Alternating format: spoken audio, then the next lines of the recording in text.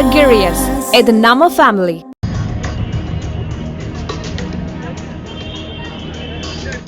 மதுரை கூடல்புதூர் பகுதியைச் சேர்ந்த 11 வயது சிறுமி தனது வீட்டின் கழிவறையில் மயங்கி கிடந்துள்ளார். சிறுமியின் பெற்றோரால் நேற்று மீட்கப்பட்டு மதுரை அரசு ராஜாஜி மருத்துவமனையில் சிகிச்சைக்காக அனுமதிக்கப்பட்டார். சிறுமியை பரிசோதித்த மருத்துவர்கள் சிறுமி ஏற்கனவே இறந்துவிட்டதாக தெரிவித்தனர். இதைத் தொடர்ந்து சிறுமியின் உடல் பிரேத பரிசோதனை செய்யப்பட்ட போது சிறுமி பாலியல் பலாத்காரம் செய்யப்பட்டிருப்பது உறுதி செய்யப்பட்டது. சிறுமி கொலை செய்யப்பட்டதை அடுத்து உறவினர் ஏராளமானோர் மதுரை மருத்துவமனையில் கூடினர்.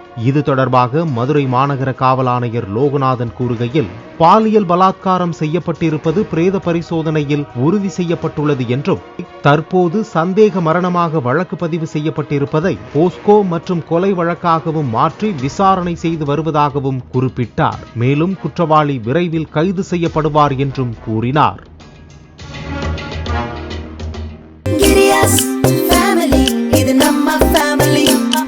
அன்புள்ள கிரியஸ், இது நம்ம ஃபேமிலி.